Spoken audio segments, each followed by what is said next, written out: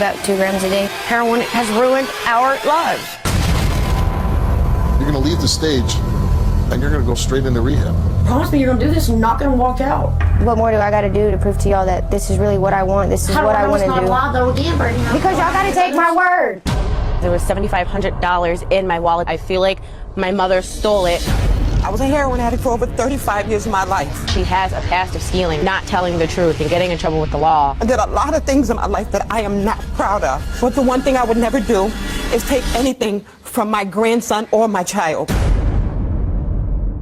Heroin addiction is a crisis that has been plaguing our nation, killing more than 10,000 people a year. And 19-year-old Brittany has been living this nightmare for 2 years.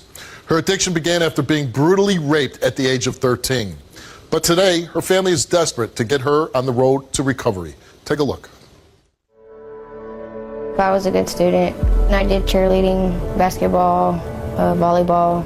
I had a lot of friends, and I mean, they're pretty much like family. We did everything together. We had sleepovers, just be kids and have fun. I was really close with my family back then, and I miss it. Well, growing up, I never thought I'd be a heroin addict. My entire life changed.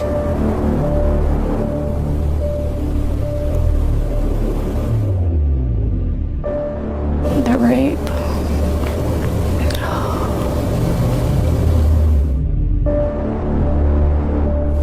Me and my friend was outside playing, and 2 guys pull up, and one of them pushes me in the car, and one of them's holding me down while the other one's doing it. And then my dad heard me screaming, so he comes outside. It was clear that she was being raped. She was only 13 years old. And he gets him off of me, and then they call the cops. It was a real upsetting and like a moment of rage. A part of me wanted to really grab them boys and really just rip their heads off. But a part of me wanted just to make sure she was safe. Yeah, they was parked behind the tree, and we was playing in the yard, and my family and my mom's friends and stuff were inside. And it hurts. It's scary. I kind of don't want to be here. This is my first time being here since it happened. And I went to the hospital, sat there for 12 hours, did the rape kit. I had to tell my story over and over and over to so many different people. They wouldn't come forward and be like, oh, you're lying. They just insinuated that I was lying. They made it to it. They found DNA, and they only got put on probation. So the guys who did it would always mess with me, passing by the house. They busted my bedroom window. After that, I felt lost, uncomfortable around everybody, scared. No, there's nothing I could do. Those guys, I hate them. They took everything. They took my pride, my confidence, my self-respect. After the rape, I didn't want to be around my family. I didn't want to go to school, didn't care about anything anymore. And so I didn't really know how to cope with it. So I turned to pills. On my 17th birthday, my attacker hit me up on Facebook, wanting to hang out, wanting to chill. When I saw that message, I was scared. It kind of made me give up hope. And then at that point, the pills weren't really taking the pain away, so I tried heroin. And it was only supposed to be a one-time thing. And now I'm a full-blown heroin addict.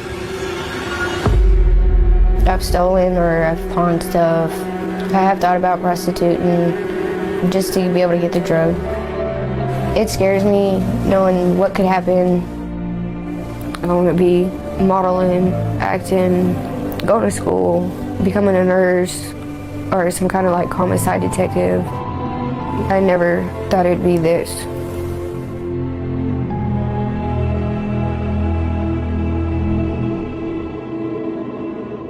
Let's welcome Brittany.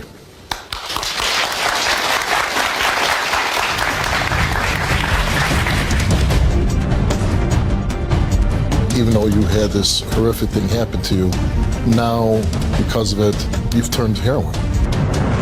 Do Do you use every day? About 2 grams a day. Me and my friend stole $4,000. Do you use every day? About 2 grams a day. Me and my friend stole $4,000. Watching your tape, it's hard to listen to. Very traumatic, horrible thing that happened to you at such a young age. And I'm told that was the first time you've been back to your house since the attack, right? Yes. It's been a while. Yeah. It's like 6 years. What did you feel when you went back? I didn't know what to feel. I stood there. I didn't know what to say. I didn't know what to do. And then as we started talking, I started remembering this is just one step closer, you know, to moving on from it. Right. And the point of this show, you being on the show, is even though you had this horrific thing happen to you, now, because of it, you've turned to heroin. Yes. And you are a heroin addict. Yes. When was it the first time you used heroin? 17. You were 17. So a couple years now. 2 years. 2 years. And when did you realize you were addicted? After about 8 months. Do you feel you were addicted even before that, though? Yeah. Yeah. Do you use every day? Yes. And how much do you use? About 2 grams a day. 2 grams a day. And do you smoke it or? Snort it. You snort it. And how are you able to afford doing heroin? Lying. My family. Lying to my family about needing money for certain stuff just to be able to get it. Me and my friend stole $4,000 from we would work with the drug dealer. A lot of dangerous situations, right? Yeah. I'm told that you were considering prostitution. Yes. And what stopped you? I've seen some people do it and where they ended up and what's happened. You know, it's a little difficult for me right now talking to you because I know you're 19, but I feel like I'm talking to a 13-year-old. Do you feel that you kind of missed out on all the teenage years? Yeah. Yeah. Are you scared? Yeah. Scared of the heroin? Scared of? Yeah, scared of ODing. Have you ever came close to that? Yes. Yeah. So you're here today because you want help. Yes. Right. I do. Have you ever detoxed? I've tried. And how did that go? I can't do it. You can't, and you certainly can't do it alone, right? And believe me, one of the best things we do with the show is sometimes we get people off drugs, and most of the time it is heroin. And even now, just sitting here talking with you, just a couple days ago, I was driving with my daughter somewhere, and she was asking me about drugs and heroin, and and she's like, "How long does it take you to get addicted?" I said, "It could take you one time, and so to see a young girl like you, and when I saw those pictures, I could easily see my own daughter when I see the pictures of you at 13. It's got to be scary for everybody, mother, father, brother, sister, anybody, to see somebody that they love become addicted to heroin. Because when you're addicted on heroin, you're not accomplishing anything with your life right now, right? No. And if you were to clean up and not do heroin anymore, what do you want to do with your life? I want to go back to modeling, acting, and go back to college. What do you do with your life now? Nothing. Nothing? Nothing. What is your day like? Just getting high. Just getting high. Yeah. Your mom, Marilla, is here, and she made a tape, and we're going to watch that now. My biggest fear is that she's going to OD, the cops are going to call and have me come identify her. And that's what I'm scared of. Heroin has ruined our lives. Today when we woke up, she wanted to back out. I had to make phone calls, I pleaded, I begged. She got on the plane. I told her she's going to get on the plane or else. Promise me you're going to do this and you're not going to walk out. Yes, I'm willing to do it. I've been wanting to do it, and y'all don't understand that. How many times are you going to tell me that? What more do I got to do to prove to y'all that this is really what I want? This is what I want to do. How do I know it's not a lie, though, again, Brittany? Because y'all got to take my word. If I didn't want to do it, I wouldn't be here with these camera people. I wouldn't do everything. What about all these other times you said take your word? Did I do this for the cameras? You can't call me from the phone and say, Mom, you got to come get me. I can't. There'll be no way. Yeah, but I don't want to really. I want this. I'm afraid she's gonna die. She has to do this today. Please, Brittany. Let's meet your mom, Rilla.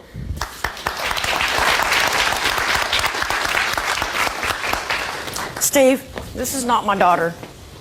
You see how numb she is? This is not my Brittany. You can't let this one incident kill you for the rest of your life.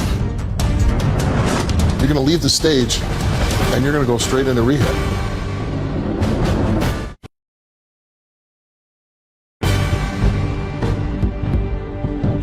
You can't let this one incident kill you for the rest of your life. Brittany, I love you. And this is it, though. I mean, this is the last chance, you know? You got to take this and run with it, baby. I love you. And obviously, there's been times before you've tried to get her help. I made numerous calls, trying to get her in different places. I secured her $40,000 funding from our state, and that didn't work out. I left her there with the thought that she would be okay. She was safe. Like, I had that relief driving back home, like. So when you got her the $40,000 funding and you got into rehab, how come that didn't work out? There was some issues with the medication, and I had to go pick her up. She called on Thanksgiving Day, and they told me I had to come pick her up. I had to drive 6 hours on Thanksgiving Day. This past Thanksgiving? Yes, sir. Away from my family. I'd already made the trip down there, right. To leave her, and then I'd turn around and go back 3 days later and get her. When you provided us with the pictures when she was 13 and now she's 19, and you see that little girl in the picture, what do you see now? She's just empty. She's hollow. There's nothing there. She's just dull. Like she's lifeless. Like she's just numb to anything. And let's face it, it's a horrible drug, and it's scary. Mm-hmm. It's scary to think that our children get hooked on this drug, and they do become soulless. You lose who you are, what you want to be. Your days are nothing. And when you're young, you feel like you have this unlimited supply of days, and as you get older, you realize you don't. And to think that when you look back at when you could have done your most and been most productive in life when you're so young, and that you gave it all away for snorting a substance up your nose, it's sad to think about. I mean, you were a victim of a horrible crime, and you wanted to escape the pain. I think anybody can understand that to a certain degree, but you can't let this one incident kill you for the rest of your life. You can make the most of it. The dreams that you had, you can have back. You can make something of yourself. And of course, it's not easy. And you're here today, and we're going to send your daughter to rehab. And we've had success with it, and we've had failure with it. We've had young girls come on the show and say, yeah, I want this, and this is my last chance. And it's not jail. We can't keep you there. So it's really up to you to have that drive to say, I don't want to flush my life down the toilet. I want to make something of my life. I want to be the girl that had dreams, and not let two deviants steal your life away from you.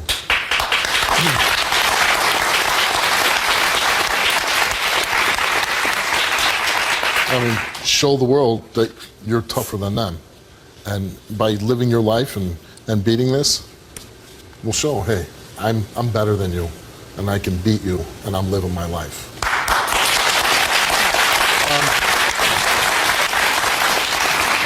So obviously, you've been to rehab, and not for very long, from what I understand. And you kind of lost out on that state money, I assume, right? $40,000. Yes. So we are very fortunate to work in cooperation with Reawakenings Wellness Center. And Dr. Robin Barnett, who's been on our show many a times and who's helped us get young women off of drugs, just been a tremendous asset to this show and to the people that need help. She's going to come out here and she's going to try to do everything you can to get your life back. And I know this is a big step and it's not easy. Are you ready for this? Because you're going to leave the stage and you're going to go straight into rehab. And you're not going to leave? You're going to stay? All right, let's meet Dr. Robin.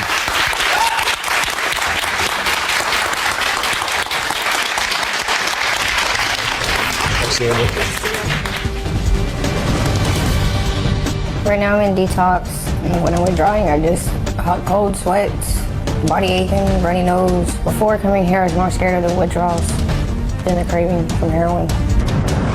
There was $7,500 in my wallet. I feel like my mother stole it. I guess the longer I do the shows, my kids become of age, the show becomes scarier and scarier to me. And being a former police officer, I saw these young people that get on drugs and walk up and down the street and become prostitutes and thieves and criminals to support their habit. You did steal some money, so you're sliding down that slope of becoming a criminal already. But here's a young girl that, not of her own fault, a vicious crime done to her, and turned to drugs to maybe escape from what happened to her. But now, she's going to lose her whole life. But she might be alive, but she's really going day to day dead, right? Absolutely. What do you want to say, Dr. Rahman? Well, I'm very happy to be here for the partnership between the Steve Wilkos Show and Reawakenings Wellness Center in Miramar, Florida. You know, after such an awful trauma, as a parent, you know, you want to nurture and take care of and shelter. But with drug addiction, you can't save her from herself. She has to. Yeah. And with a trauma, there's a lot of treatment that can be given to you to help you to get beyond that. And I think that besides for getting off the drugs and stopping the heroin and learning how to do that ongoing, we need to really address that trauma and get you to a point where you can move on from it. Reawakenings has a wonderful program. They have great staff. I'll be working with you there. And we're going to make sure that when you leave there, you're feeling strong and confident and you feel like you're going to have a life again. Okay. Yeah. So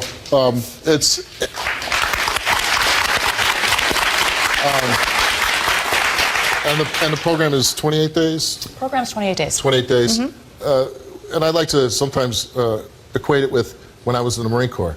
The first 28 days are the hardest days of your life.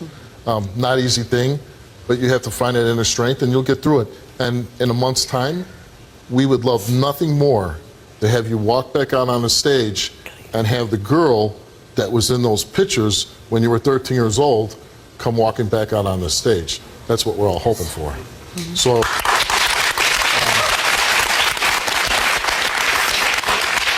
I know, coming from myself and everybody in the audience and everybody that's going to watch the show, we're all going to be rooting for you. And like I said, hopefully in 1 month's time, you'll be back on the stage, ready to begin the next chapter of your life. Nice meeting you. Good luck. Good luck to you. After the show, we sent a crew to check up on Brittany in rehab. Here's what she had to say. When I see myself on TV, on the screen, I started crying. It was hard. It was like, it hit me. And I looked pretty bad. After leaving the show, I was nervous. I was kind of scared. I didn't know what to expect. I started hurting. I started getting sick. My first day here, it was rough. I didn't feel good. You know, I was missing home. I kind of thought about going home, but I told myself, look how far I got, and look what I got to look forward to in life, and how many people was on my side and, you know, with me on this. Right now I'm in detox, and when I'm withdrawing, I just hot, cold sweats, body aching, runny nose, watery eyes, can't sleep, restless legs, throwing up, nausea, diarrhea. You can't keep anything down. Before coming here, I was more scared of the withdrawals than the craving for heroin. Now that I'm not doing drugs anymore, I'm gonna have to start dealing with the feelings of being raped. Being in rehab is not easy. What made it easier is the medicine and the food. They give us a shake and they put protein in it, so it helps a lot. It's good. You want one? No. And the people are very supportive. They're friendly. It's like open arms. Like if you're having a bad day, they talk to you. You know, they keep you motivated. But I think the next few weeks are gonna be, you know, it's gonna have its ups, it's gonna have its downs, but I think it's gonna be positive. I try to stay positive about it. You know, I'm gonna be here regardless of what happens, how I feel. I'm ready to do this because I have goals. I wanna go back to modeling, I wanna go back to college, start working again, just be myself, be independent. I wanna be here.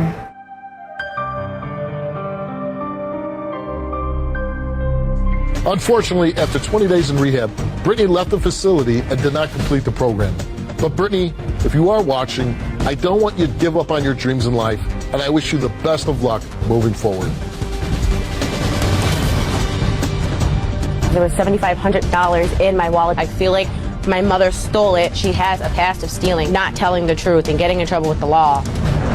I did a lot of things in my life that I am not proud of. But the one thing I would never do is take anything from my grandson or my child.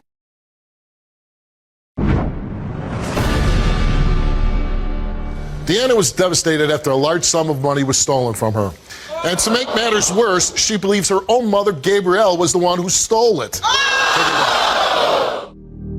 The holidays were really rough on my mom because I used to do everything with them, put up the tree, go shopping, wrap presents with them, and it's just like, it's nothing anymore.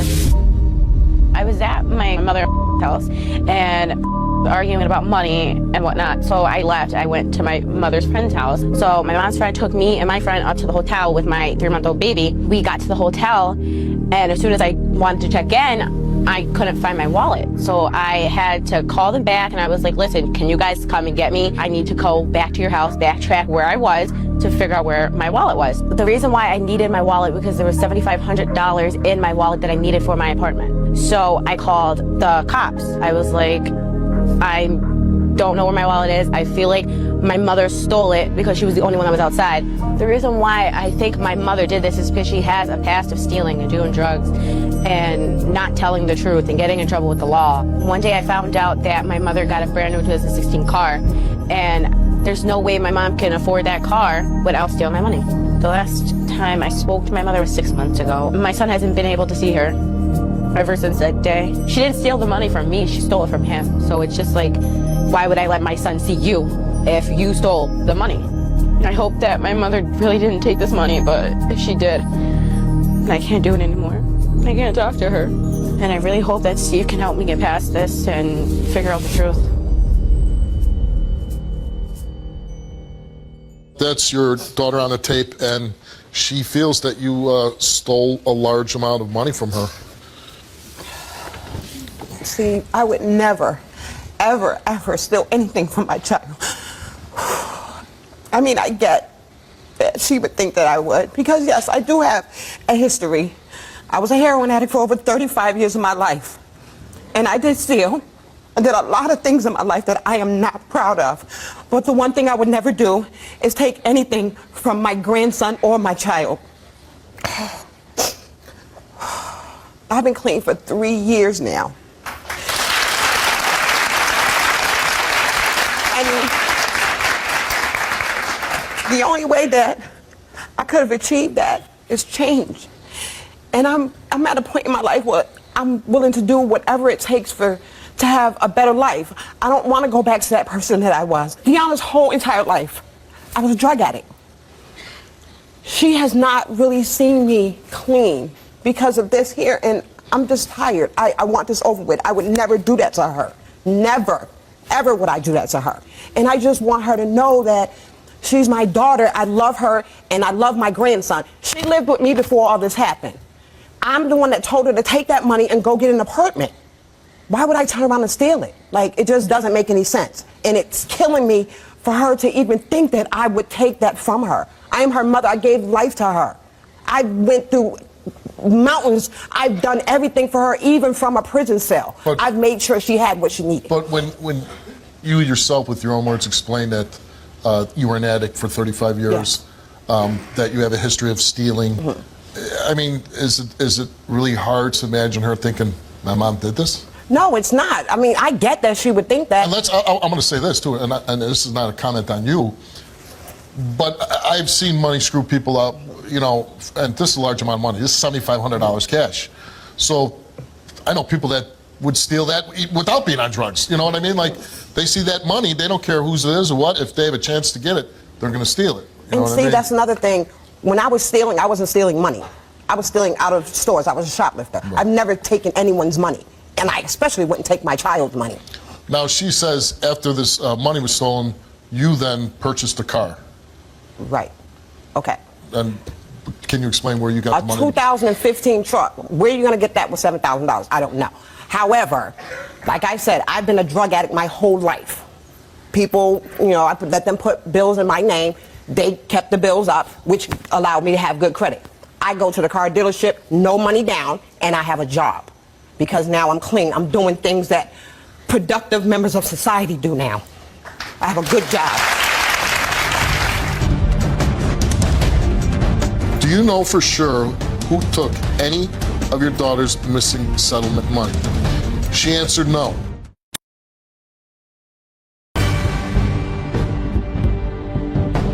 Do you know for sure who took any of your daughter's missing settlement money? She answered no. Before this incident came up with the accusation of stolen money, how was your relationship with your daughter? We had a beautiful relationship. I have 10 children, and me and Deanna have always been the closest. And we've done everything together. It was like she was more than my daughter. I can talk to her about anything, and she could talk to me about anything. We were just so close. And this is killing me. Because she also has a little boy that you don't get to see.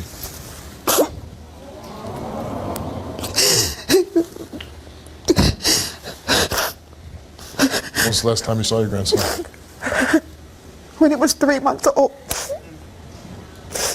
I watched my grandson be born.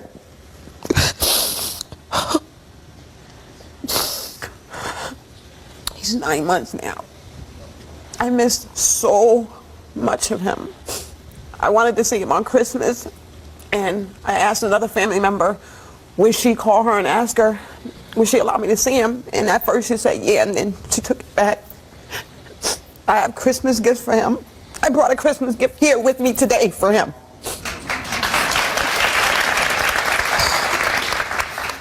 When you're telling me that you were an addict for 35 years, yes. I mean, to me, that's incredible that you're alive. Mm-hmm.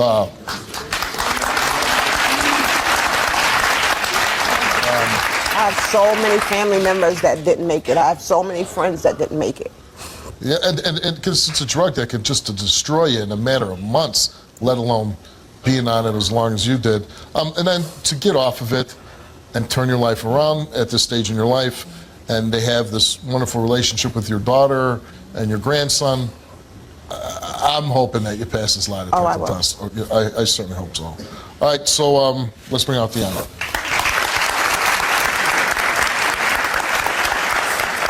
Why would you take my money? Why would you take from me and my son? Deanna, I get that my past would make you think that I did that, but I would never, ever take anything from you, let alone I would never do that. Like, I would never do that. Mom, it's just not adding up. It's not. You got a new 2016 car. It's really just not adding up. And Deanna, I have a job. I've been on heroin your whole entire life. Practically my whole entire life, since I was 13 years old. I have a job now. I turned myself around, Deanna.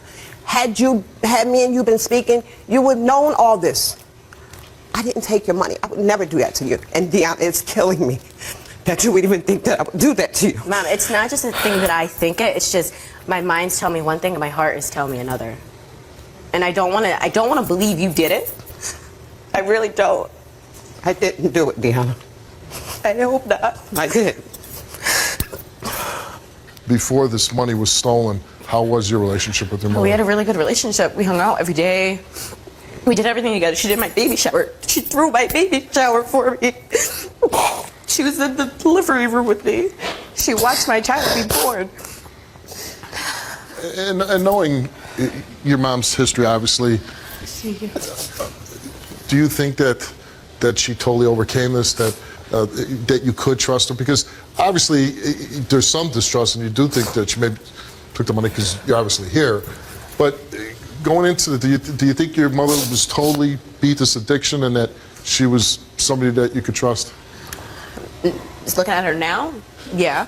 But before then, no. No. Now she hasn't seen your son since he was 3 months old. Yeah, she hasn't seen him six months now. Yeah.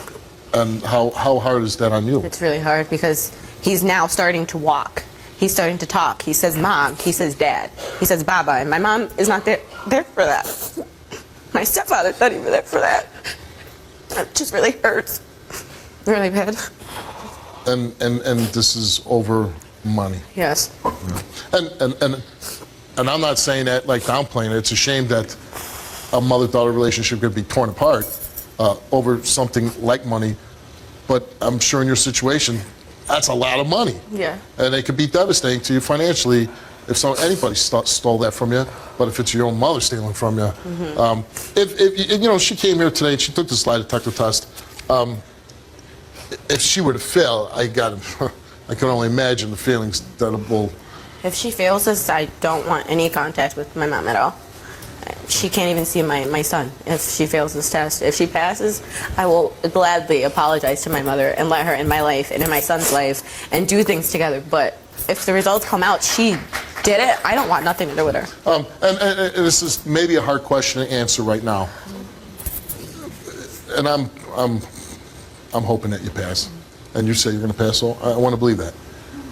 If you pass and she's saying that she'll apologize, will you be able to not have any resentment towards her for thinking that you did this? Yes. You will? Yes. Okay, great. All right, let's find out.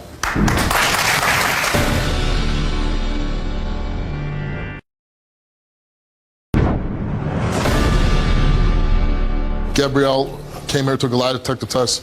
She's accused of stealing $7,500 of your money. Your mother came here and took the test, and we asked her, do you know for sure who took any of your daughter's missing settlement money? She answered no.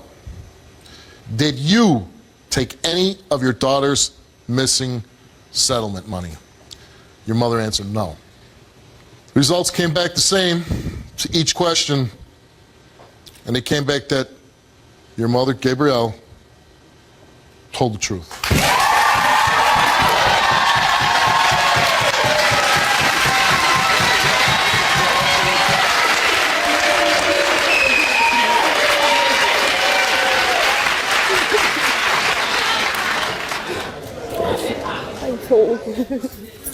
I hope you do find out who stole your money.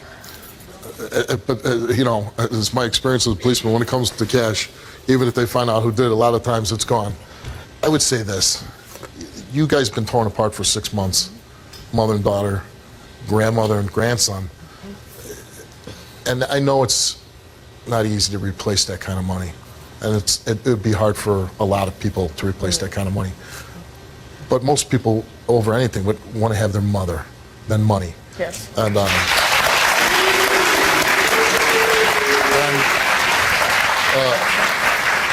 now that maybe you guys will be seeing each other, I'm sure your mother, everything that she's been through is going to help you. Yes. And I hope it all works out for you. Thank you so much. Thank you. Really proud of doing that. That's good for you. Right now I'm feeling relieved. I'm ecstatic that it's over. I'm glad to have my daughter back in my life and my grandson. And I have a present, one of his presents for Christmas. Thank you. I'm relieved and excited that my mom really didn't do it. I'm glad that she's back in my life and she can hang out with me and my son again. I just want Steve to know I appreciate him bringing us here and giving me my daughter back. Like, I can't thank you enough, Steve. Thank you. You are the best.